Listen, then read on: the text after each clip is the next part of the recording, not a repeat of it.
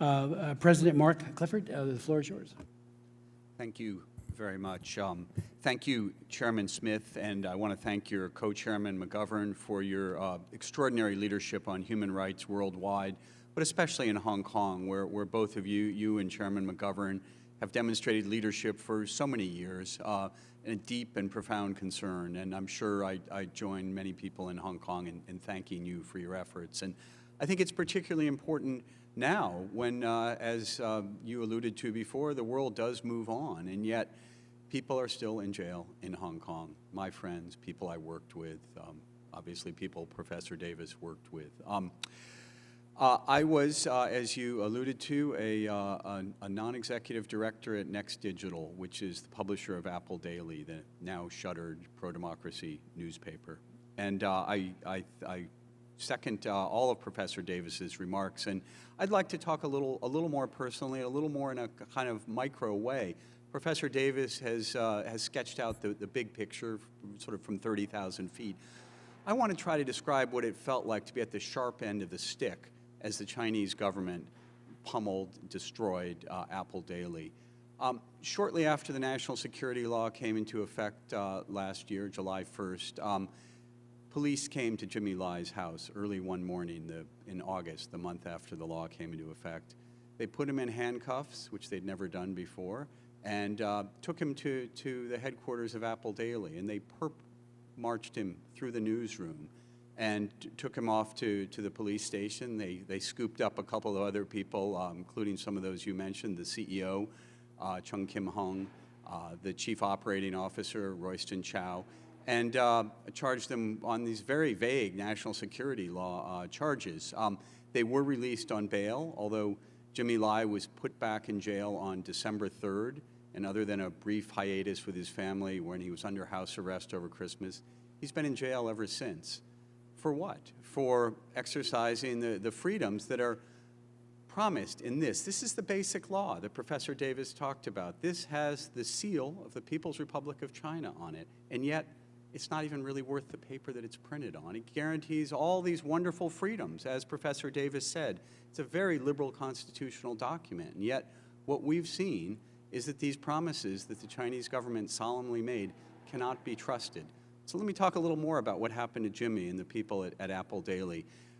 There was a bit of a hiatus, and then in June, we had 500 armed police come into the newsroom, question journalists, take documents, computers. In the end, they've ended up pretty much stripping the shelves bare. They questioned journalists about more than 100 different articles that had been written, who wrote it, who edited it, who was involved with this. And as if that weren't enough to create a climate of fear, it was pretty effective, as you can imagine. They took away, for good, as it turns out, it seems, Mr. Chung Kim-hung, the chief executive officer, the current, or at that time, editor-in-chief, Ryan Law, and several other people. So we have 7 people from the company now who are in jail awaiting trial on national security law charges. These trials are in many cases, some cases, a year or 2 off. They're just presumed guilty. I mean, they're not allowed out on bail. And as you've alluded to, Chairman, about 100 or more people are also in jail for exercising their constitutional rights, rights that were promised in this document by the People's Republic of China. And it's an unbelievable situation, which they piled onto by then freezing our bank accounts. It wasn't enough because the journalists kept coming back to work. They kept putting out the newspapers. So 3 bank accounts of our 3 core companies were frozen. That meant we literally couldn't keep the lights on. China Light and Power wanted the electricity bill paid. We couldn't do it. Worse, we couldn't pay our journalists. We still owe 600 or so staff their June salaries.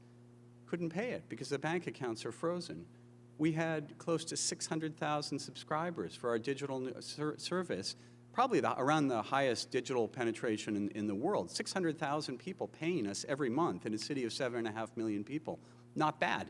Couldn't take their payments. So we were essentially frozen out of business. To add insult to injury, The company was then taken to the labor tribunal by the government for not paying the salaries. So, it's, as Professor Davis says, you really can't make this stuff up. It's even Kafka, I think, would have a hard time, or Lewis and Carroll with Alice in Wonderland. I mean, it's quite insane. We now have 4 different investigations going against the company and against directors personally. Again, trying to blame us for the fact that the company is out of business when they've put us out of business by freezing assets and essentially throwing the senior leadership in jail. Meanwhile, Jimmy Lai, who you've alluded to, I think one of the bravest people any of us have ever met, languishes not only, well, I don't think he's languishing in jail. I think he's quite serene, if not, he's certainly not happy to be there, but he understands why he's there, because he believes in freedom, and he is a man of deep faith, as you've indicated, Chairman Smith, had his assets frozen as well. So he owns 71% of a company that used to be worth $100 million until the government essentially seized it. The government has prohibited him from using his shares, froze 3 overseas bank accounts, told the bankers, including bankers at Citibank, that if anybody touched those accounts, the bankers, and anybody who did the touching, would be subject to 7 years in prison. This is pretty heavy-duty stuff. So I don't think that anybody really wants to mess around with the Chinese government, given the fact that essentially, as Professor Davis indicated, anyone who engages in any criticism is effectively fair game as far as being locked up by the Chinese authorities. So they've succeeded in creating a climate of fear that eventually drove our top management away, even after we had closed the newspaper, which we did in late June.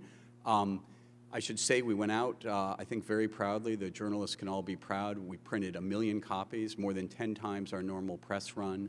We had thousands of people outside the headquarters at midnight as the presses were rolling, thousands of people in Mongkok, Kowloon, throughout Hong Kong, snapping up the issues when at 3, 4 o'clock in the morning the issue was sold out.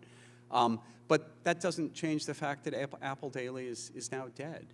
Here's a newspaper that existed for 26 years that I think reflected, given its popularity, its evident popularity, it reflected the aspirations of the 6 of 10 Hong Kong people who always vote for pro-democracy candidates. Ever since there have been elections in 1991, roughly 6 out of 10 people support the pro-democracy camp, and they did it again in late 2019, after all the protests, after Beijing said there was a silent majority that was supporting law and order and the police, 6 out of 10 people voted for the pro-democracy candidates.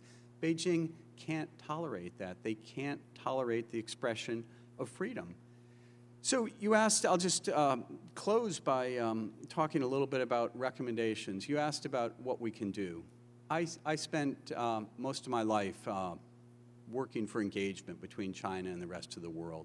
I think China and the world are better off when we work together. We've seen hundreds of millions of people come out of poverty in China. We've seen, one of the greatest uplifts in human economic history, I think. And yet, engagement isn't working. It hasn't worked the way that we thought. And I think we now have to think about disengage. And we have to think hard about what that policy would mean. The sanctions that you and others have put in place, I think, have certainly gotten people's attention. I would argue they could cut deeper. People like Carrie Lam and John Lee are protected by the Chinese state. People who are at private companies, for example, the special inspector that's investigating Next Digital is with a large accounting firm, an international accounting firm. He's working under the veneer for the Hong Kong government, but he's working under the veneer of a respected international accounting firm. Professor Davis mentioned the statue that's under threat. It's commemorating the Tiananmen killings at my alma mater, where I got my PhD, the University of Hong Kong. There's a U.S. law firm that's working with the university to try to remove that statue. Their U.S. investment in Hong Kong and in China is very important, not just for the amount of money it brings in, but also for the expertise and the know-how. I noticed that Wall Street firms the Chinese are playing Wall Street like a fiddle or perhaps even a fine violin because they know that Wall Street has access to the corridors of power here in Washington. But we can't expect that business is going to make long-term strategic interests. I mean, we saw in the 1930s, Thomas Watson and IBM were happy to do the census for the Germans.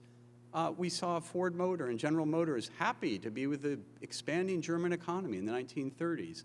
Do we want to look back? Do any of us want to look back later on in our lives and say that we didn't do what we could to stop this, that we just let companies pursue short-term profit when we could have stopped it as a government? We can't expect the companies to act in anything other than their short-term interests. I also think that we should look at the actions and the activities of the Hong Kong government here in the United States. Hong Kong, by virtue of its special semi-autonomous status, has economic and trade offices that function as semi-consulates. Are those appropriate to be set up as they were before? Should they be registered or monitored in a different way? I don't know, but I think these are the much tougher issues that cut much closer to the bone that we should all be looking at as we move forward. Thank you very much for the opportunity to testify. Thank you so very much for that very insightful and that historical context that you also gave it. And Jimmy Lai couldn't have a better friend than you. And others. I would like to now yield to Joanna Chu for her testimony, virtually.